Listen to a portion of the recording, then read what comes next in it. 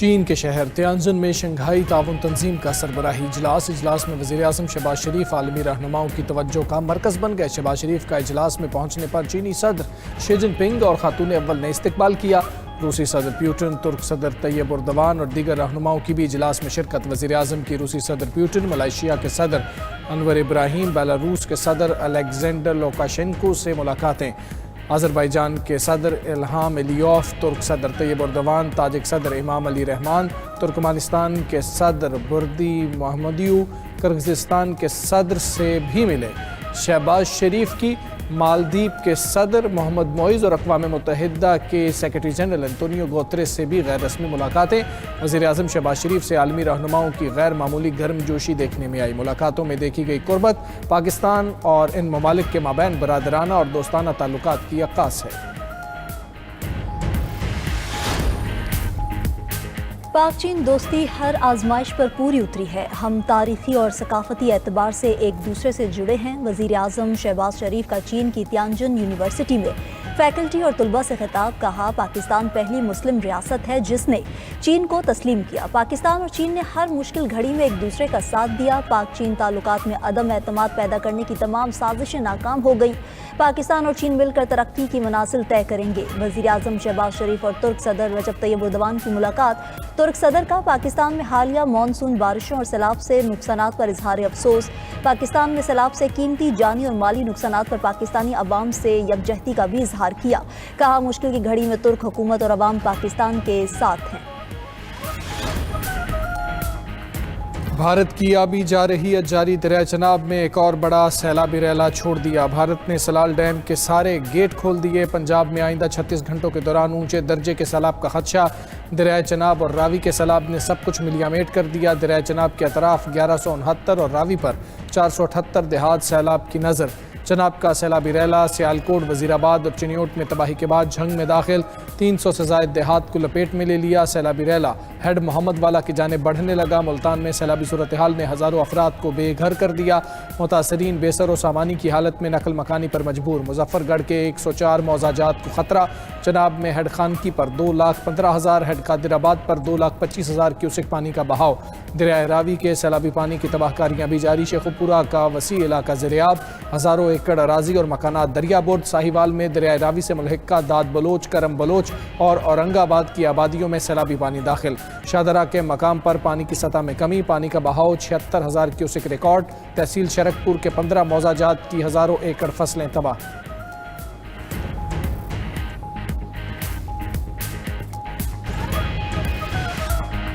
پنجاب کے بپھرے دریاؤں نے ہر طرف تباہی مچا دی۔ سینکڑوں بستیاں اور آشیانے تباہی کا شکار، لاکھوں لوگوں کی نقل مکانی، فصلیں بھی سیلاب کی نظر۔ بھارتی آبی جارحیت کے بعد ستلج کے ریلے راستے میں آئی ہر شے بہا لے گئے۔ قصور میں درجنوں دیہات زیرآب، ہر طرف تباہی کے مناظر۔ ہیڈ گنڈا سنگھ بالا کے مقام پر پانی کا بہاؤ 2,60,000 کیوسک ریکارڈ۔ تلوار پوسٹ کا حفاظتی بند بھی ٹوٹنے کا خدشہ، 10 سے زائد دیہات خالی کرا لیے گئے۔ عارف والا کے 45 سے زائد دیہات سیلابی پانی کی زد میں، بارات بھی سیلابی پانی میں پھنس گئی۔ ریسکیو ٹیمز کی بروقت کارروائی، دلہا اور باراتی کشتیوں کے ذریعے محفوظ مقام پر منتقل۔ الہ آباد، پاک پتن، بورے والا، وہاڑی اور بہاول نگر کے کئی علاقوں میں بھی تباہی، دیہات اور فصلیں ڈوب گئیں۔ مزید کئی دیہات ڈوبنے کا خطرہ۔ چشتیاں میں درجنوں موضع جات کے بند ٹوٹ گئے۔ سیلابی پانی گھروں میں داخل، متاثرین کھلے آسمان تلے زندگی گزارنے پر مجبور۔ بہاولپور اور احمد پور شرقیہ میں بند ٹوٹنے سے کئی بستیاں اور فصلیں زیرآب۔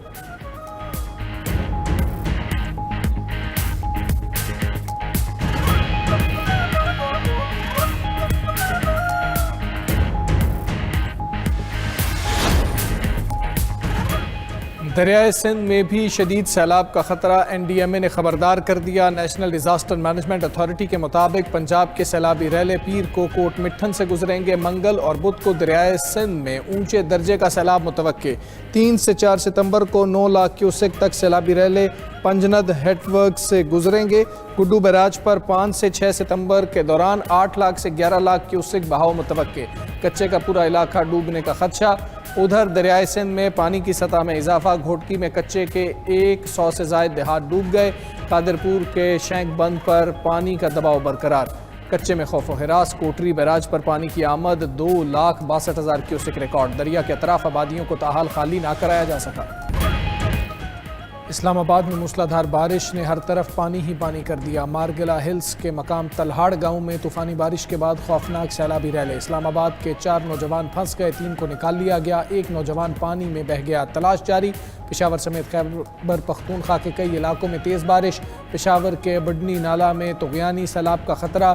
ڈی آئی خان میں چھت گرنے سے ماں 2 کم سن بیٹیوں سمیت جاں بحق، گھر اور دکانیں سیلابی ریلے میں بہہ گئیں۔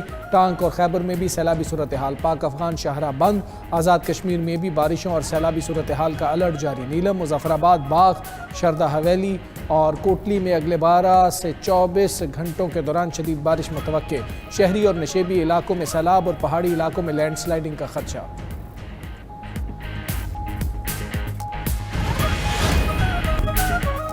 غزہ میں اسرائیلی فوج کے وحشیانہ حملے جاری۔ گزشتہ 24 گھنٹوں میں مزید 88 فلسطینی شہید، 421 زخمی ہو گئے۔ شہداء میں امداد کے منتظر 30 فلسطینی بھی شامل۔ قحط اور غذائی قلت سے مزید 7 فلسطینی جاں بحق۔ بھوک سے اب تک 339 فلسطینی موت کے منہ میں چلے گئے، جن میں 124 بچے بھی شامل۔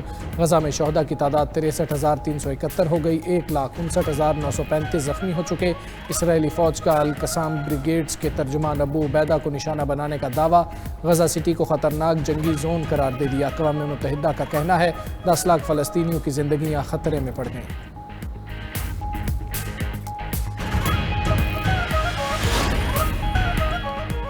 روس کے یوکرین پر حملے جاری، 1 شخص زخمی۔ تازہ حملوں میں 4 پاور سٹیشن کو نقصان پہنچنے سے 29,000 سے زائد صارفین بجلی سے محروم ہو گئے۔ اوڈیسا کے قریب بندرگاہی شہر چرنومورسک سب سے زیادہ متاثر ہوا۔ یوکرین کی سب سے بڑی پاور کمپنی ڈی ٹیک نے 4 تنصیبات کو نشانہ بنائے جانے کی تصدیق کی ہے۔ دوسری جانب یوکرین کا روس کا ہی بارود اس کے خلاف استعمال کرنے کا دعویٰ۔ غیر ملکی میڈیا کے مطابق یوکرینی افواج نے روسی بارودی سرنگوں کا استعمال کرتے ہوئے روس کے اندر 2 پلوں کو نشانہ بنایا ہے۔ دونوں پل خارکیف کی سرحد کے قریب واقع تھے۔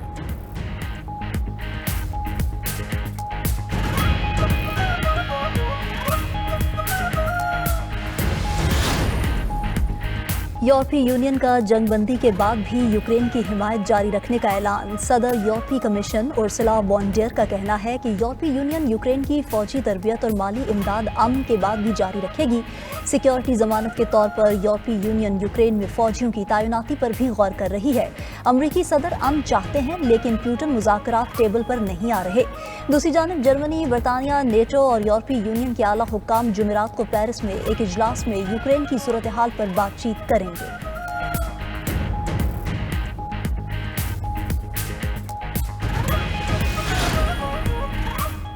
انڈونیشیا میں عوامی احتجاج کے بعد صدر پرابو بیانتو نے اراکین پارلیمنٹ کی مراعات کم کرنے کا اعلان کر دیا۔ انڈونیشیا کے صدر نے ٹی وی خطاب میں کہا اراکین پارلیمنٹ کو پرتعیش مراعات دینے پر عوام کو شدید اعتراض ہے، اس لیے اراکین پارلیمنٹ کے لیے رہائشی الاؤنس اور بیرون ملک دورے معطل کیے جا رہے ہیں۔ خیال رہے کہ چند روز قبل ڈیلیوری رائڈر کی پولیس کی گاڑی کی ٹکر کے بعد موت نے پورے ملک میں احتجاج کو جنم دیا۔ مختلف شہروں میں لوٹ مار، آتش زدگی اور پرتشدد واقعات میں اب تک 3 افراد ہلاک ہو چکے ہیں۔